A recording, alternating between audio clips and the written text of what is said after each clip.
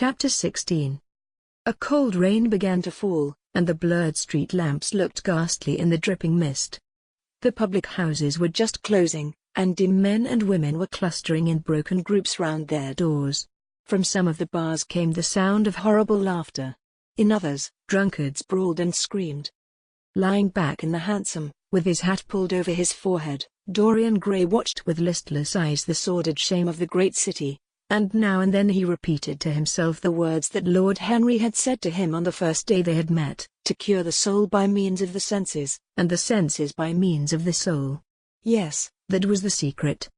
He had often tried it, and would try it again now.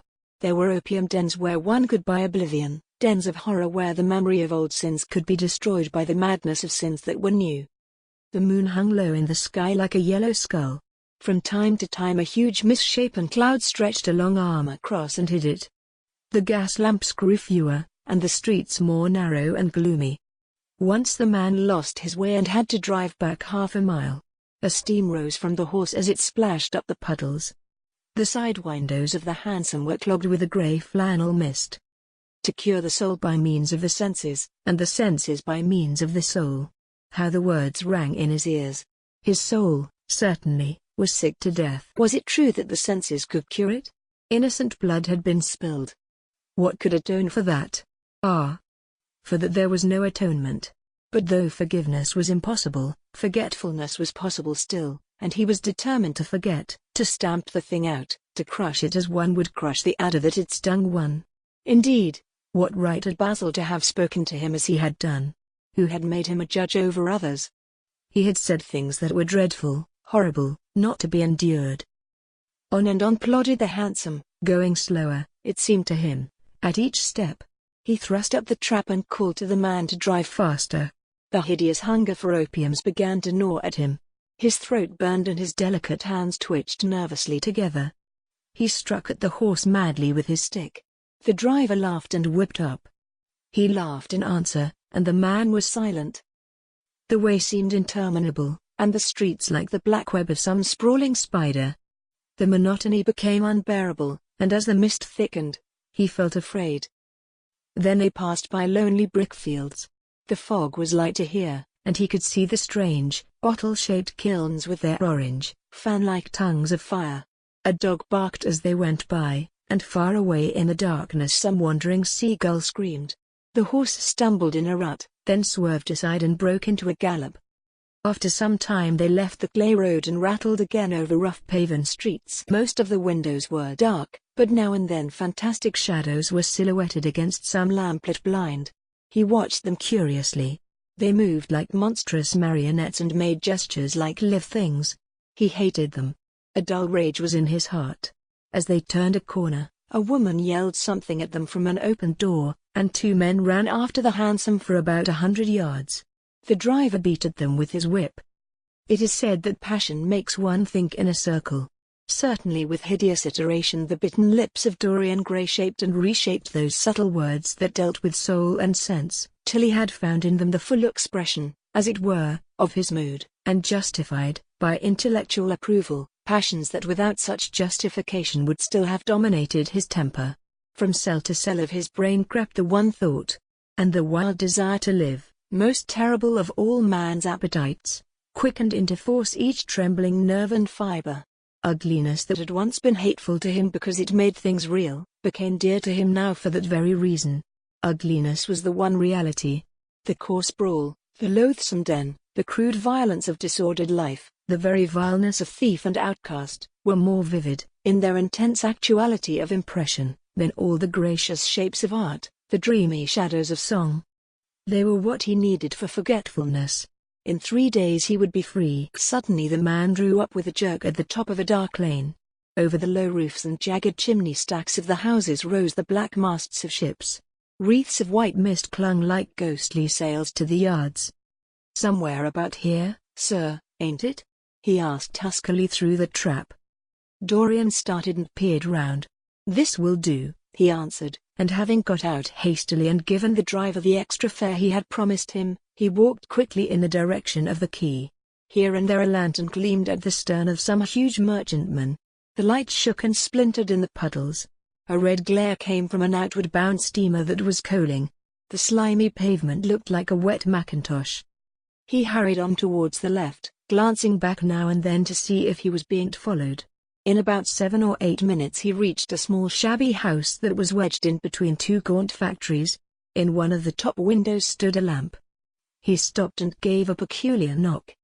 After a little time he heard steps in the passage and the chain being unhooked. The door opened quietly, and he went in without saying a word to the squat misshapen figure that flattened itself into the shadow as he passed. At the end of the hall hung a tattered green curtain that swayed and shook in the gusty wind which had followed him in from the street. He dragged it aside and entered a long low room which looked as if it had once been a third-rate dancing saloon. Shrill flaring gas jets, dulled and distorted in the fly-blown mirrors that faced them, were ranged round the walls. Greasy reflectors of ribbed tin backed them, making quivering discs of light. The floor was covered with ochre-colored sawdust, trampled here and there into mud, and stained with dark rings of spilled liquor. Some Malays were crouching by a little charcoal stove, playing with bone counters and showing their white teeth as they chattered. In one corner, with his head buried in his arms, a sailor sprawled over a table, and by the tawdrily painted bar that ran across one complete side stood two haggard women, mocking an old man who was brushing the sleeves of his coat with an expression of disgust. "He thinks he's got red ants on him," laughed one of them, as Dorian passed by.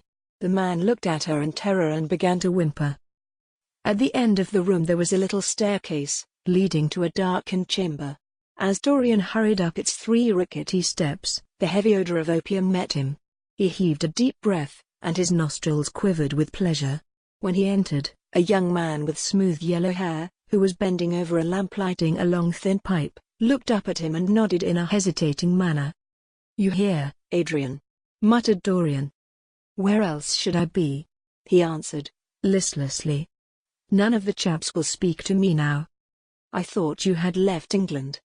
"Darlington is not going to do anything. My brother paid the bill at last. George doesn't speak to me either. I don't care," he added with a sigh.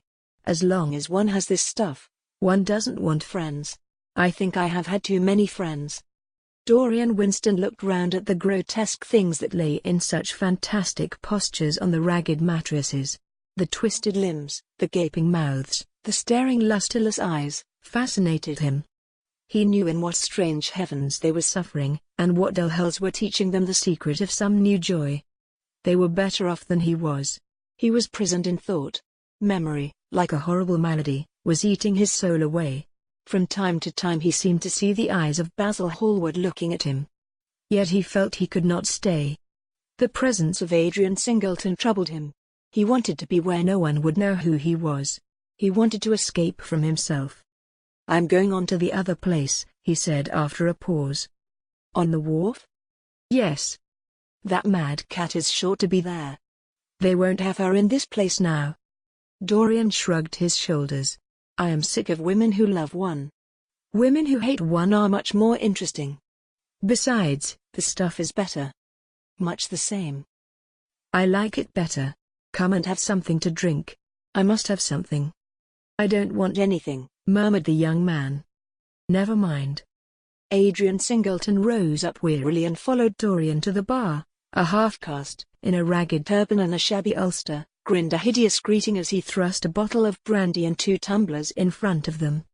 The women sidled up and began to chatter. Dorian turned his back on them and said something in a low voice to Adrian Singleton. A crooked smile, like a Malay crease, writhed across the face of one of the women. "We are very proud tonight," she sneered. "For God's sake don't talk to me," cried Dorian, stamping his foot on the ground. "What do you want? Money? Here it is. Don't ever talk to me again." 2 red sparks flashed for a moment in the woman's sodden eyes, then flickered out and left them dull and glazed. She tossed her head and raked the coins off the counter with greedy fingers. Her companion watched her enviously. "It's no use," sighed Adrian Singleton. "I don't care to go back." "What does it matter? I am quite happy here." "You will write to me if you want anything, won't you?" said Dorian, after a pause. "Perhaps." "Good night, then." "Good night," answered the young man, passing up the steps and wiping his parched mouth with a handkerchief. Dorian walked to the door with a look of pain in his face. As he drew the curtain aside, a hideous laugh broke from the painted lips of the woman who had taken his money. "There goes the devil's bargain," she hiccuped, in a hoarse voice. "Curse you," he answered. "Don't call me that." She snapped her fingers. "Prince Charming is what you like to be called, ain't it?" she yelled after him. The drowsy sailor leapt to his feet as she spoke, and looked wildly round. The sound of the shutting of the hall door fell on his ear. He rushed out as if in pursuit.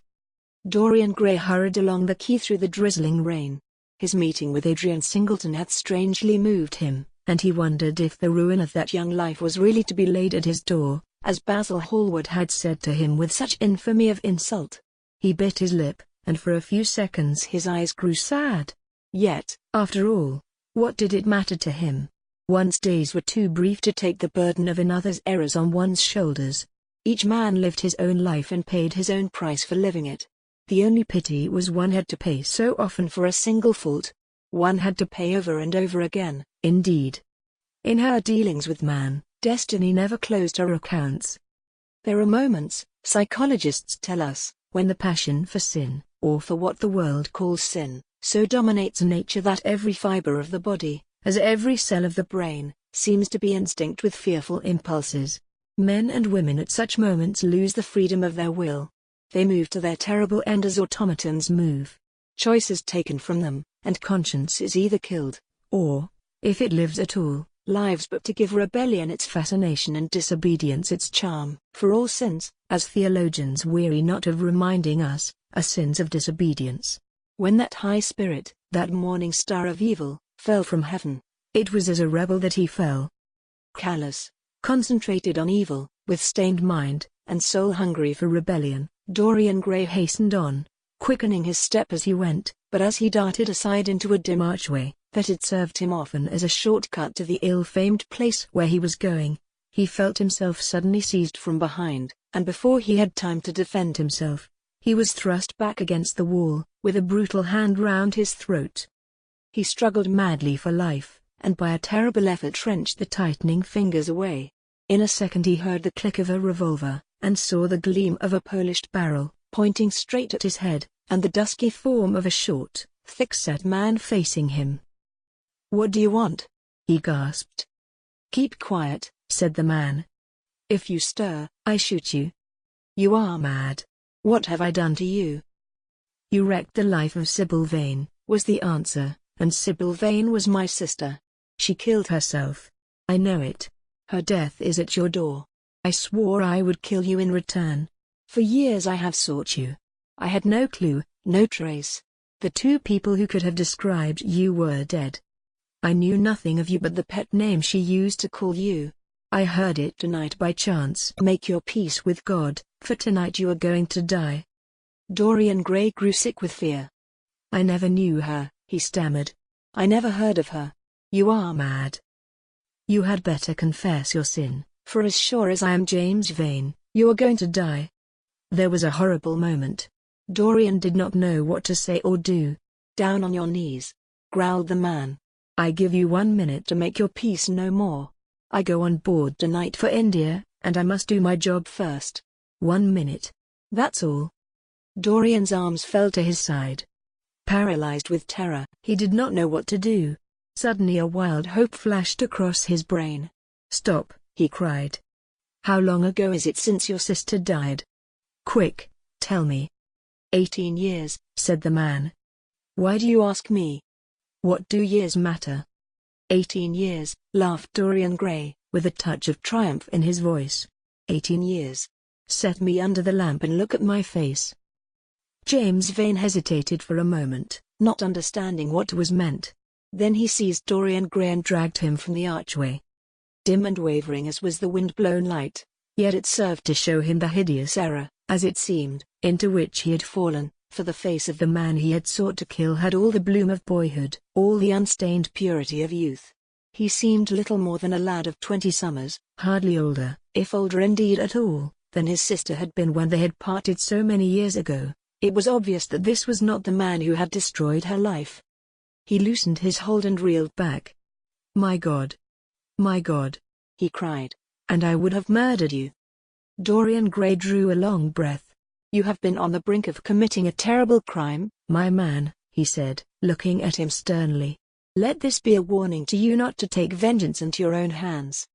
"Forgive me, sir," muttered James Vane. "I was deceived. A chance word I heard in that damned tent set me on the wrong track." "You had better go home and put that pistol away, or you may get into trouble," said Dorian, turning on his heel and going slowly down the street. James Vane stood on the pavement in horror. He was trembling from head to foot. After a little while, a black shadow that had been creeping along the dripping wall moved out into the light and came close to him with stealthy footsteps. He felt a hand laid on his arm and looked round with a start. It was one of the women who had been drinking at the bar. "Why didn't you kill him?" she hissed out, putting haggard face quite close to his. "I knew you were following him when you rushed out from Daly's. You fool. You should have killed him. He has lots of money, and he's as bad as bad." "He is not the man I am looking for," he answered, "and I want no man's money. I want a man's life. The man whose life I want must be nearly 40 now. This one is little more than a boy. Thank God, I have not got his blood upon my hands." The woman gave a bitter laugh. "Little more than a boy," she sneered. "Why, man, it's nigh on 18 years since Prince Charming made me what I am." "You lie!" cried James Vane. She raised her hand up to heaven. "Before God I am telling the truth," she cried. "Before God? Strike me dumb if it ain't so. He is the worst one that comes here. They say he has sold himself to the devil for a pretty face. It's nigh on 18 years since I met him. He hasn't changed much since then. I have, though," she added, with a sickly leer. "You swear this?" "I swear it," came in hoarse echo from her flat mouth. "But don't give me away to him," she whined. "I am afraid of him. Let me have some money for my night's lodging." He broke from her with an oath and rushed to the corner of the street, but Dorian Gray had disappeared. When he looked back, the woman had vanished also.